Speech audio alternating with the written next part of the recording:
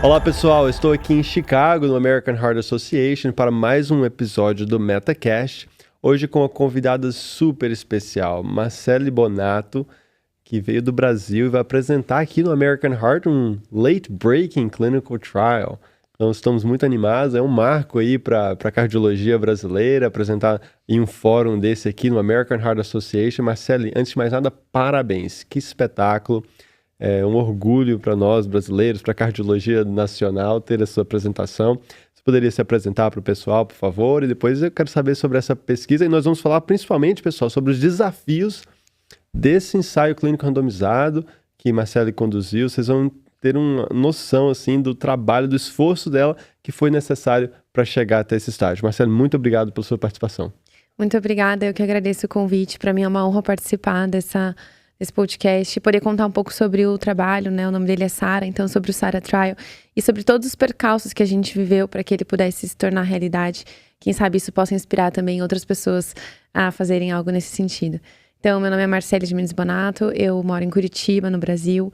Eu sou cardiologista, especialista em insuficiência cardíaca e transplante de coração pelo INCOR.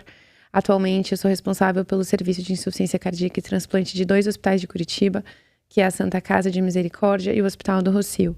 Também sou professora da PUC, preceptora da residência, e esse trabalho é o meu doutorado. Ele foi capitaneado pela USP, é um trabalho que foi desenvolvido e coordenado pelo INCOR em São Paulo.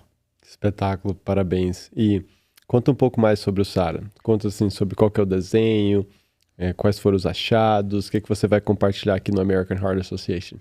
Então, o SARA é um trabalho bastante inovador. Eu diria que ele tem basicamente 2 pontos de grande novidade, assim, para o mundo da cardio-oncologia, né? O primeiro ponto diz respeito à seleção do indivíduo de alto risco que deve se beneficiar de uma estratégia cardioprotetora. Então, a gente tem visto nos últimos estudos de cardio-onco que a maioria dos trabalhos que testam IECA, BRA, beta-bloqueador, eles têm vindo negativos. Isso se deve muito ao fato dos novos protocolos que usam antraciclina terem reduzido as doses de antraciclina e, com isso, reduzindo a taxa de cardiotoxicidade. Então, quando a gente oferece uma estratégia cardioprotetora, seja ela qual for, de maneira irrestrita para todos os pacientes, provavelmente a gente está dando remédio para indivíduos de baixo risco que não vão ter um benefício dessa medicação. Então, um dos grandes insights do SARA foi introduzir uma coisa chamada critério de seleção baseado em troponina. Alguns estudos de cardio-onco já mostravam que o processo de cardiotoxicidade ele começa com uma injúria celular e com a liberação de troponina. E subsequente a isso, a gente tem perda cardio-strain, queda da fração de injeção, até o desenvolvimento da insuficiência cardíaca propriamente dita. Então, nesse caso, a gente optou por selecionar indivíduos com troponina positivo. Então, eram indivíduos que já tinham uma evidência de injúria durante o uso da antraciclina e que, portanto, tinham alto risco de progredir na cardiotoxicidade e maior probabilidade de se beneficiar com a estratégia. A segundo grande ponto do SARA é que a gente testou sacubitril/valsartana, né, o Entresto, que é uma medicação que nunca foi testada em cardio-oncologia. Na verdade, existem estudos de Entresto em cardio-oncologia, mas sempre tratando uma disfunção ventricular que sobrou após a quimioterapia e não prevenindo uma disfunção ventricular. Então, esse é o primeiro trabalho em humanos que deu sacubitril/valsartana para corações normais com o objetivo de prevenir cardiotoxicidade. Que espetáculo. Só pro o pessoal, talvez alguns alunos mais júniores, assim, no começo da faculdade, não tem noção da magnitude que é apresentar um trabalho como Late Breaking Clinical Trial. Então, só explicando para o pessoal, esses ensaios clínicos randomizados, grandes estudos, nem sempre randomizados, mas geralmente sim, eles são selecionados para uma posição de destaque nos grandes congressos da cardiologia e em outras áreas também. Então, chamam-se Late Breaking Clinical Trials. Geralmente, cada dia do congresso tem os seus próprios late breakings e realmente é o limiar para se conseguir um late breaking clinical trial, uma apresentação no congresso desse, é alto. Então, você precisa realmente ter um estudo significativo, de grande impacto, e o SARA é um exemplo disso, trazendo essa inovação tanto no critério de seleção do paciente de maior risco para ter cardiotoxicidade, quanto também o uso dessa droga específica, o Entresto, sacubitril/valsartana, para a prevenção de cardiotoxicidade nesses pacientes. E quais foram os achados, Marcele? Então, os achados, eles foram bastante interessantes. Nosso objetivo também foi trazer um pouco mais de modernidade, um pouco mais do que a cardio-oncologia contemporânea tem preconizado em relação ao desfecho.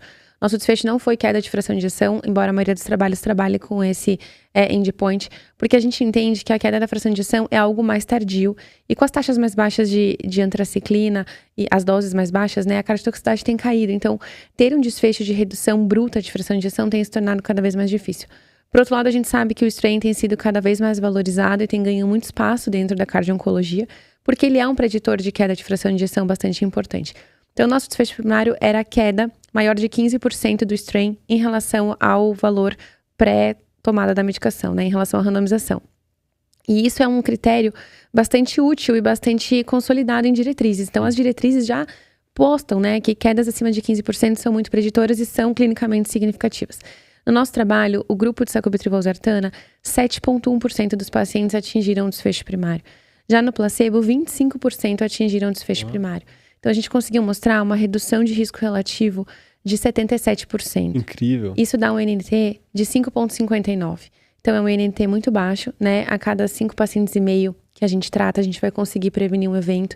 E a gente sabe que isso vai ter um desenrolar no futuro, né? Vai significar um melhor prognóstico para esses pacientes. A magnitude do efeito é incrível. É incrível. É difícil em pensar na cardiologia atual quando o que tem uma redução relativa de 70%, né? 77%. Então, que eu me recorde, a última vez provavelmente foi TAV para estenose aórtica só para o grupo de risco cirúrgico proibitivo. Lá, o primeiro estudo do partner provavelmente teve uma redução relativa de risco muito alta também, porque os pacientes iam morrer sem a troca da válvula aórtica. É incrível. É incrível. E, assim, uma coisa bastante interessante é que a gente, em acordo com outros trabalhos da literatura, não teve diferença em relação a eventos clínicos, porque realmente eles são pouco numéricos, né, em relação a esses novos protocolos. Mas a gente tem um dado bastante interessante que eu acho que chama muito atenção no desenho do Sara. É um endpoint exploratório, mas ele é muito legal, que é o número de pacientes que terminou o estudo com fração de ejeção abaixo de 50. Ou seja, aquela pessoa que no final de 6 meses de follow-up, a gente pode dizer que ela tem insuficiência cardíaca com fração de ejeção abaixo do normal. E a diferença entre sacubitril/valsartana e placebo foi muito significativa. A gente tem uma redução bruta muito, muito importante. Então, a gente pode dizer que no grupo do Entresto, em torno de 4%, 3 a 4% dos pacientes terminaram o estudo com fração abaixo de 50, quando avaliado pela ressonância. E no grupo do placebo, isso chega a ser mais de 10%, quase 17%. Então, é muito significativo. De novo, dá ênfase nessa a redução relativa de risco. E aí, quando você seleciona o paciente de mais alto risco, a redução absoluta de risco também fica importante. Muito bom. Então, a gente poderia falar muito mais sobre o SARA em si. Eu tenho certeza que, do ponto de vista de mecanismos, eu queria saber de você, assim, por que você acha que o Entresto teve esse benefício tão grande? Na verdade, responde essa pergunta. Por que você acha que o Entresto, assim, teve esse benefício tão grande nessa população? Essa é a pergunta que vale ouro, né? A gente tem estudos em modelos animais que comparam o uso de valsartana isolado com sacubitril/valsartana. E em animais, em modelos de rato, o uso do sacubitril/valsartana conseguiu promover menos inflamação, menos estresse oxidativo, menos dano endotelial e de mitocôndrias, menos fibrose e menos hipertrofia. E os ratos que usaram sacubitril/valsartana tiveram mais proteção miocárdica e tendência a preservar a fração de ejeção em relação aos ratos que usaram só a valsartana. Então, a gente acredita que o efeito não vem do BRA, né? Até porque a gente tem outros estudos com BRA que são negativos. Provavelmente esse efeito, né, ele vem do sacubitril e de toda a parte do sistema de peptídeos natriuréticos que regulam esses mecanismos. Isso também a gente viu em alguns estudos de insuficiência cardíaca, né? A gente tem, por exemplo, o PROVE, que mostrou um grande potencial do sacubitril/valsartana de promover remodelamento reverso, ganho de fração de ejeção, inclusive em corações já muito acometidos e muito remodelados, com ventrículos bem dilatados e com fração de ejeção bastante reduzida. Então, a gente acredita que seja mais ou menos essa mesma linha de mecanismos, assim, o benefício do sistema de peptídeos natriuréticos através desses mecanismos de estresse oxidativo, dano mitocondrial, redução de marcadores inflamatórios, hipertrofia e fibrose. Sensacional.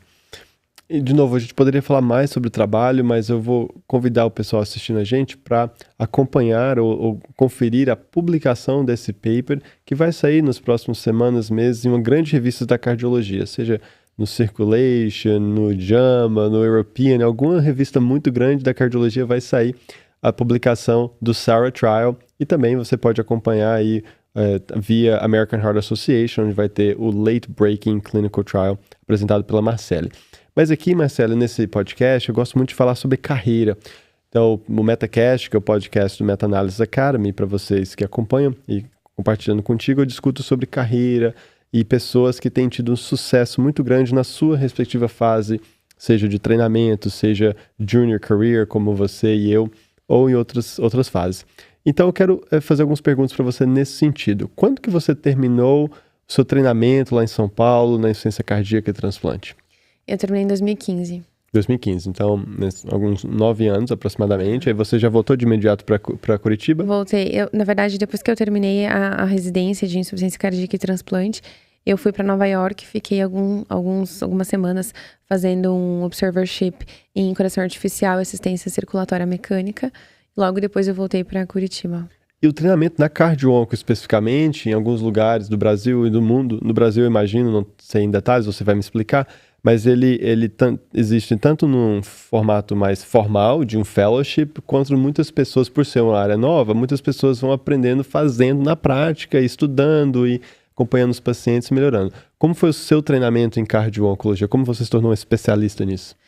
Isso foi uma ideia que surgiu através do doutorado. Na verdade, existe no Brasil, né, uma pós-graduação em cardio-oncologia, que pode ser feita, inclusive, de maneira remota, que é endossada pela Sociedade Brasileira de Cardiologia, mas não foi o meu caso. Na verdade, a minha especialidade primária, né, é insuficiência cardíaca e transplante, e a cardio-oncologia veio como uma oportunidade de doutorado, como uma linha de pesquisa do INCOR, na qual eu me inseri, e a partir dali, com a concepção do SARA e revisando tudo que existia na literatura, a gente acabou se aprofundando no assunto. Perfeito. E você se torna uma especialista, no caso na cardio-oncologia, pela pesquisa, pelo doutorado e também seguramente pela sua prática clínica, acompanhando pacientes ali no ambulatório e tudo mais, correto? Muito bom. E eu quero falar sobre os desafios da execução desse projeto e, pelo que eu já sei, que desafios, né? Então, vamos começar lá em 2000 e quanto começou o trabalho? Que a gente começou a fazer a concepção. Na verdade, tem uma coisa bem curiosa sobre esse trabalho, porque inicialmente ele não era a minha tese de doutorado. Inicialmente, a minha tese de doutorado, ela não tinha nada a ver com isso, não tinha nada a ver com cardio-onco. Ela era sobre shunts que causavam uma CIA, uma comunicação interatrial, e com isso aliviavam a pressão do átrio e ventrículo esquerdo para pacientes com insuficiência cardíaca de fração de ejeção reduzida. Então, essa era a ideia inicial. Quando eu saí da residência, eu escrevi esse projeto com o meu orientador. Esse projeto foi para a Comissão de Ética, esse projeto foi para a Conitec em Brasília, porque era uma intervenção em seres humanos que, né, era de certo ponto irreversível, a gente ia causar um dano estrutural, e ele era um estudo controlado, tinha um sham, então tinha pacientes que iam ser submetidos a um cego de intervenção. Então tinha toda uma questão regulatória, e a gente ficou 2 anos trabalhando nesse projeto. Esse projeto usavam próteses que eram próteses importadas, de um valor bastante alto. E quando estava tudo certo, que a gente ia começar a randomizar o primeiro paciente, veio a pandemia do Covid, e aí simplesmente a indústria que ia patrocinar o trabalho ligou e falou: olha, a gente não vai mais, a gente vai retirar as próteses, a gente não vai conseguir fornecer, a Anvisa não vai importar, e não tem como fazer o trabalho. Acabou. Depois de anos de concepção e de toda a parte regulatória, na véspera da primeira randomização. Isso foi bastante desanimador, então acredito que outras pessoas, né, poderiam ter ali talvez desistido ou ficado bastante desestimulado, mas eu acho que a gente tem que ter bastante também resiliência, porque esses percalços vão acontecer, né, ninguém tá livre de acontecer uma situação como essa, ninguém previu o Covid, nem a retirada do patrocínio, então a gente teve que começar do zero a concepção desse trabalho, e aí ele recomeçou em 2020, na época do Covid.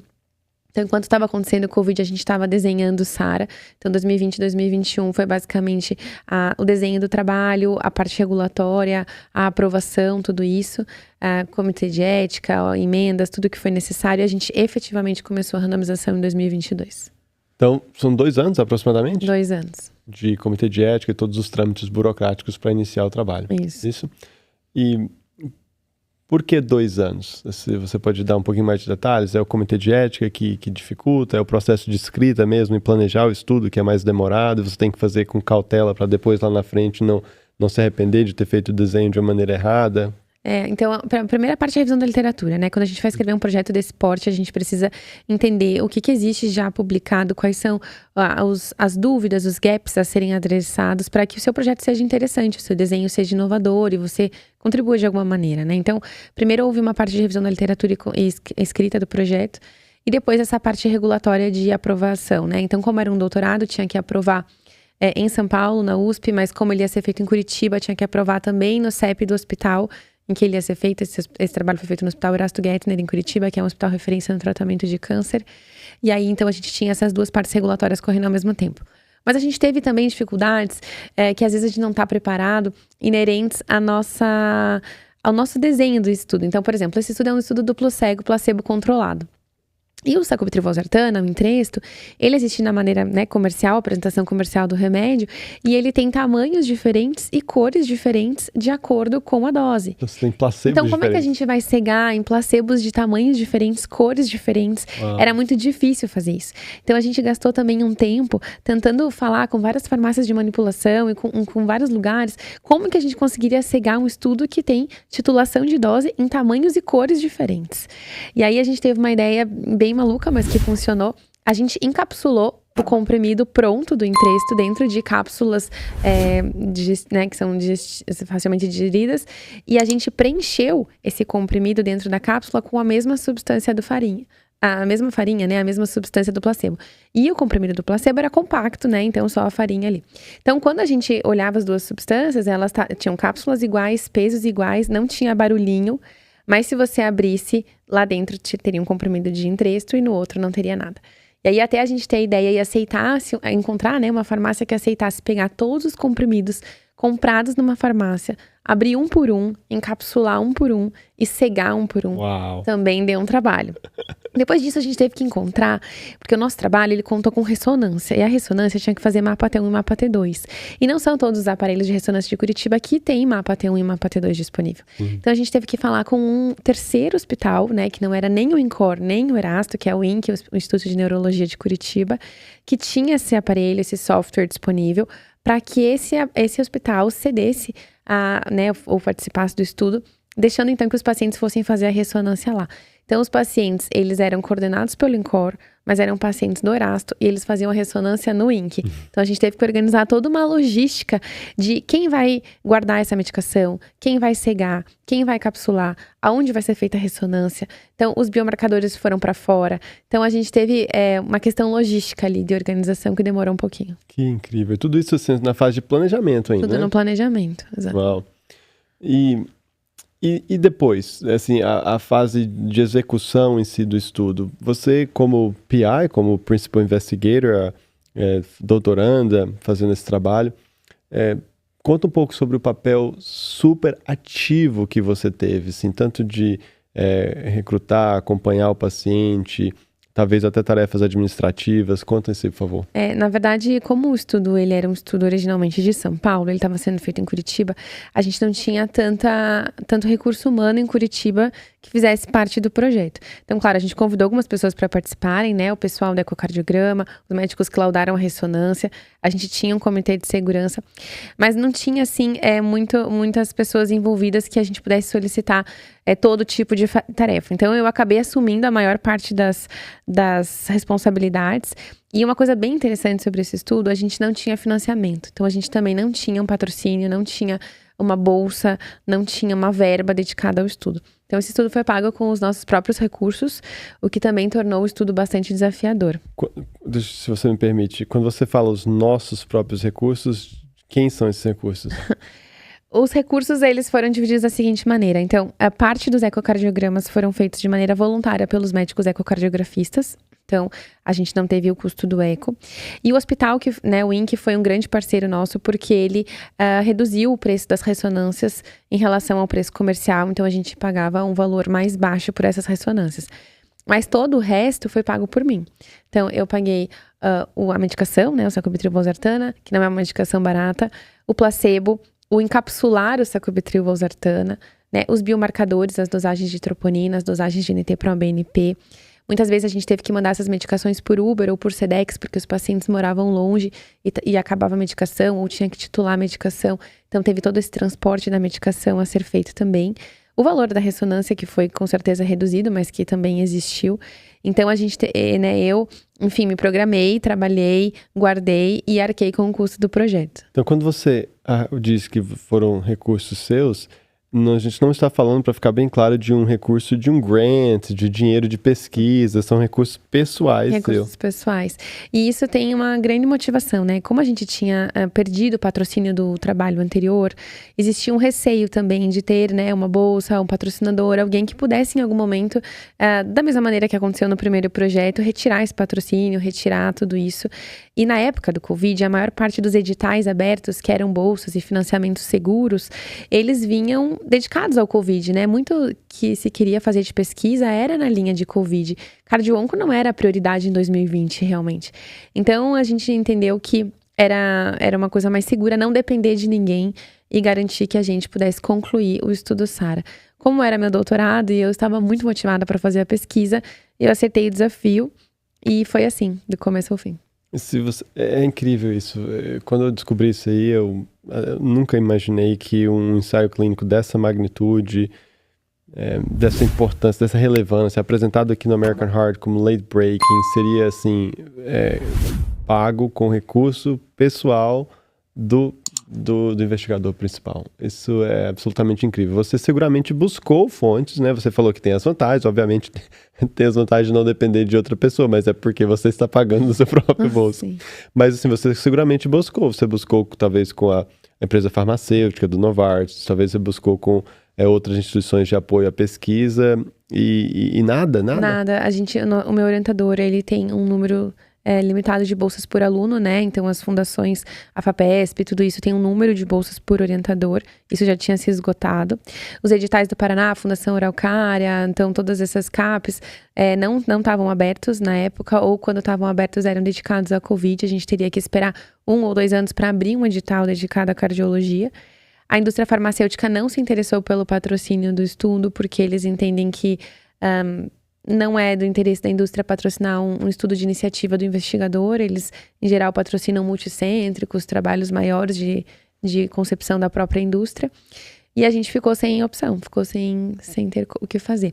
E aí, por isso, a gente também tinha um número muito reduzido de pessoas, né? Então, a gente não tinha uma secretária do estudo, a gente não tinha uma pessoa que fizesse toda essa parte logística. Então, eu assumi funções como, por exemplo, ligar para o paciente para marcar o ecocardio, ligar para marcar a ressonância, digitar o laudo do eco, digitar o laudo da ressonância no sistema, acompanhar os médicos que estavam sendo, né, muito gentis em fazer o ecocardiograma para a gente no estudo. Então, eu ficava todas as sextas-feiras à tarde com os cardiologistas anotando os valores do eco, depois passando isso para o computador. Então, eu fiz um trabalho ali de enfermagem secretária, né, mas eu acho que isso fez a gente participar muito do trial. Então, isso também me deu, além de muitos cabelos brancos, uma visão bastante profunda, assim, de todo o trabalho que existe para um clinical trial acontecer, né? Desde você aplicar o termo de consentimento, você fazer o vínculo com o paciente, você fazer as visitas de acompanhamento, marcar exame, desmarcar exame, entender que eles faltam consulta porque às vezes não tem transporte, ou eles estão muito ruins com a quimioterapia e não querem mais tomar o remédio, você tem que, né, conversar com eles de novo. Ou eles moram longe, você tem que dar um jeito de viabilizar que esse paciente que está participando do trial consiga fazer os agendamentos, marcar tudo no mesmo dia, conseguir agenda.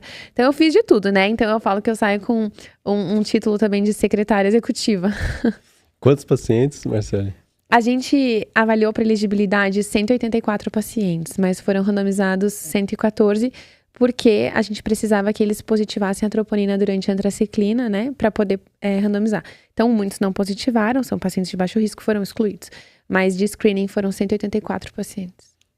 Só um parênteses, eu estou fazendo um ensaio clínico randomizado agora, no Brigham, onde eu trabalho. Na verdade, eu sou o site PI, eu sou o investigador principal do centro, é um multicêntrico internacional de Pella-Carson, para estenose de valva aórtica em pacientes com lipoproteína A elevada.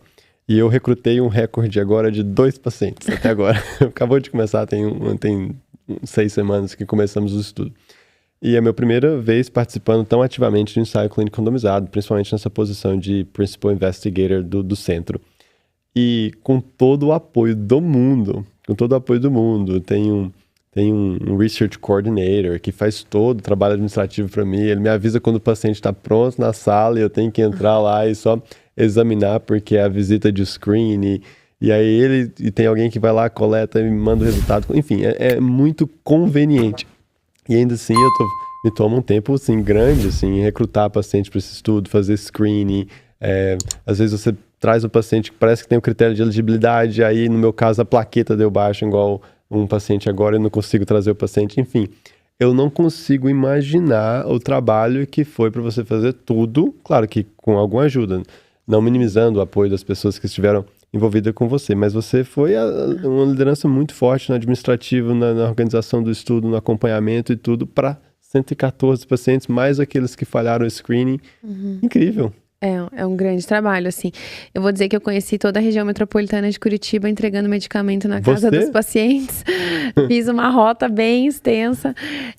Acabei fazendo vínculo com eles mais do que o habitual, né? Porque tinha que ligar para marcar exame, daí ligar para remarcar, ligar para dar o resultado. Então, tudo dependia de mim, né? E isso fez com que eu me aproximasse também muito dos pacientes. Então, muitos dos pacientes no final do estudo pediram para continuar sendo acompanhados, me deram toalhinhas, presentes, cartas, me mandou mensagem no WhatsApp de Natal, de aniversário. Então a gente acabou fazendo um vínculo que é bem brasileiro, né, com esses pacientes, porque realmente assim eles tinham uma única pessoa de referência, que no caso era eu. Qual foi o tempo de segmento de cada paciente que foi recrutado? 6 meses. 6 meses. Então, esse processo todo, ele durou 2 anos e meio, entre começar a randomizar e terminar o follow-up do último paciente. Foram 30 meses. Entendi. E os desafios de recrutar os pacientes? Assim, especificamente, você estava falando para mim que era um hospital onde você não era médica assistente lá inicialmente, onde você recrutava os pacientes que eram pacientes oncológicos. Como que foi isso? Esse hospital é um hospital referência em oncologia no Paraná. E por conta disso, muitos estudos são realizados lá com diversas drogas em várias situações clínicas. Então, na época do trabalho, a gente também teve, coincidentemente, um outro estudo, que é um estudo com carvedilol sendo feito na mesma população que a nossa. Isso também foi difícil porque os médicos do hospital estavam envolvidos com esse estudo, né? Eles fazem parte do corpo clínico, esse era um estudo do hospital. Eu não faço parte do corpo clínico, né? Eu entrei no corpo clínico para fazer o SARA, então eu estava lá um pouquinho, né, de convidada, não tentando roubar o espaço de ninguém, mas a gente teve que, durante muito tempo, dividir os pacientes. Isso foi bastante desafiador, porque tinha ali um candidato, né, uma mulher que ia começar um tratamento para câncer de mama, um caso novo, que era o paciente que eu precisava para o meu estudo, mas também precisavam para o estudo deles. Estava competindo. Então a gente teve que né, aprender a se ajustar e aprender a dividir, e isso com certeza atrasou o meu recrutamento e atrasou o deles também, né, porque a gente não podia pegar todos os pacientes, e isso de certa maneira foi desafiador. Incrível. De onde veio a motivação para isso, Marcele? Porque, sendo bem sincero contigo, você falou que lá no começo que muitas pessoas teriam desistido ali quando aconteceu o problema da pandemia, no seu primeiro estudo, quando já estava do ponto de vista regulatório, tudo pronto para começar. Mas não foi só isso, foi a questão financeira do custo, foi o apoio administrativo, a falta de apoio administrativo, foi também essa dificuldade de recrutamento de pacientes que você acabou de descrever, e imagino que outras dificuldades. Muitas pessoas, a maioria das pessoas teria desistido em algum momento aí. De onde veio a motivação para fazer tudo isso? Olha, essa é uma excelente pergunta. Eu acho que eu sempre fui bem determinada, assim, na minha vida acadêmica, e desde cedo eu sabia muito o que eu queria fazer. Então, eu sabia que eu queria ser cardiologista, eu queria trabalhar com ciência cardíaca e transplante, e eu queria ter um doutorado da USP. Então, isso foi sempre uma meta de vida, assim, muito clara. E eu sempre fui bem obstinada em perseguir tudo isso. Claro que durante todas essas dificuldades que você pontuou, invariavelmente, em algum momento, a gente pensa em desistir e fala, será que eu quero isso mesmo, né? Eu sou mulher, às vezes eu pensava, meu Deus, tô adiando uma gravidez, eu sou casada, não tenho tempo de férias, também tô demandando uma demanda financeira muito grande, eu podia ter trocado de apartamento, eu podia ter feito vários outros investimentos com esse dinheiro.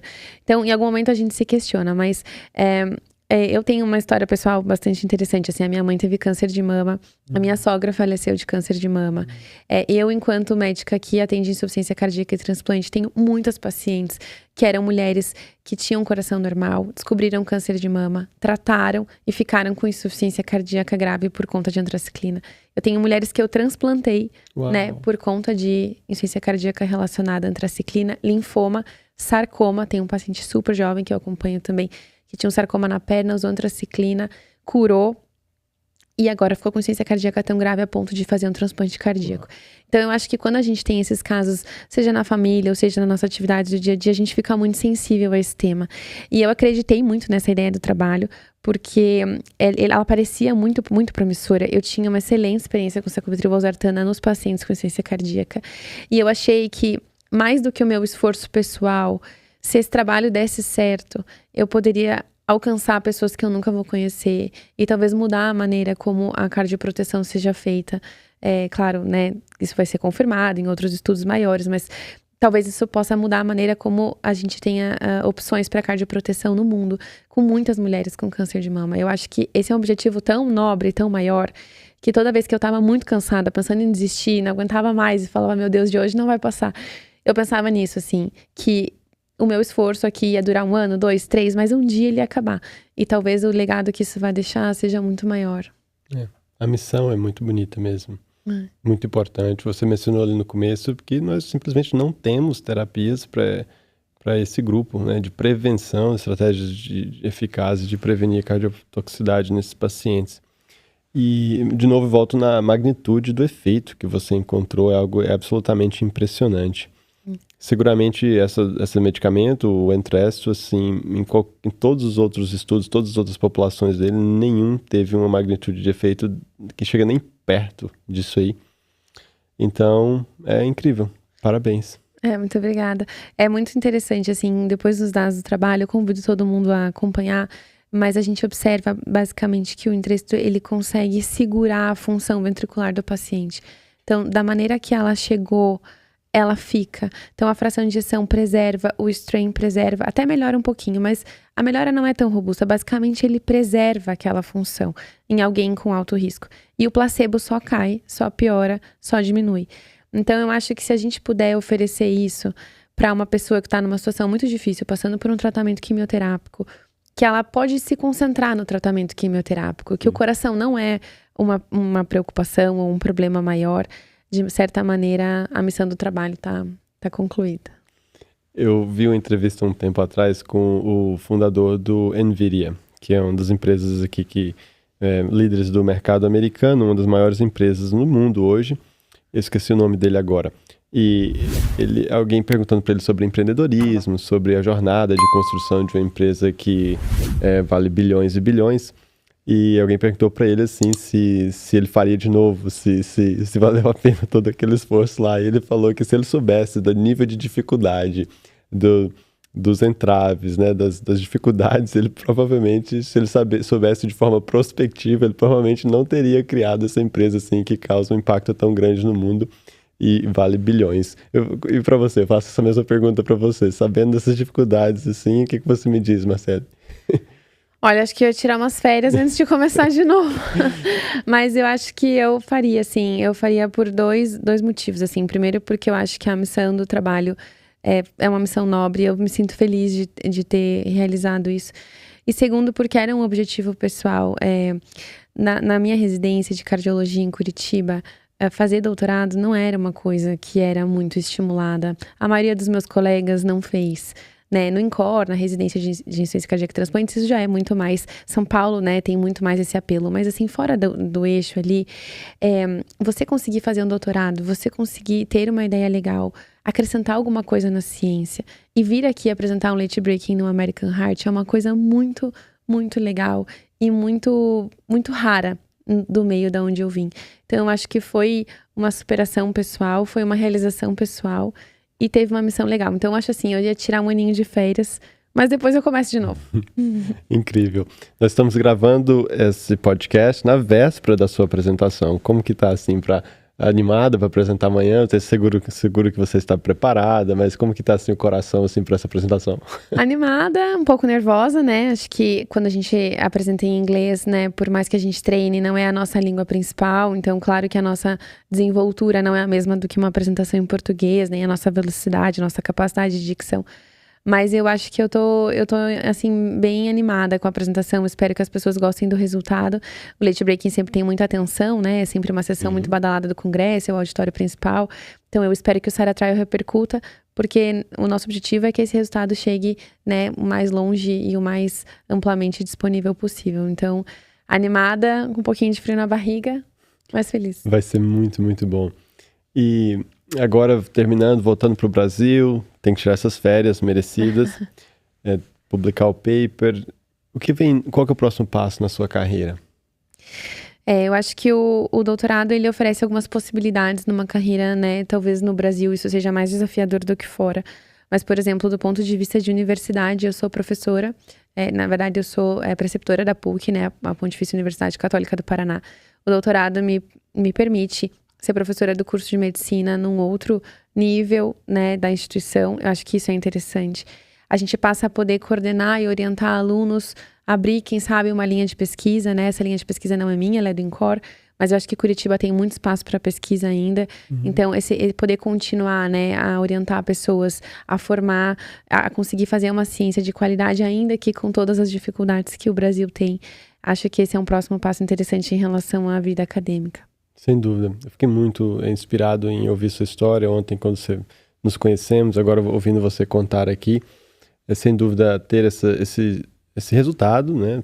Ter o late breaking, todo o processo que você passou, todo o conhecimento agregado que você conquistou nesse processo, sua experiência clínica na cardio-oncologia também, te colocam como uma liderança regional, nacional e caminhando para, se você seguir nessa linha, seguramente uma liderança internacional na cardio-onco. Você mesmo estava fazendo um podcast também para o Jack Cardio Oncology, não foi isso? Sim, amanhã a gente vai ter a honra de, depois da apresentação, quem vai comentar o nosso trabalho é a doutora Bonnie Kay, que é uma das editoras do Jack Cardio Oncology, e ela convidou para gravar um podcast depois da apresentação.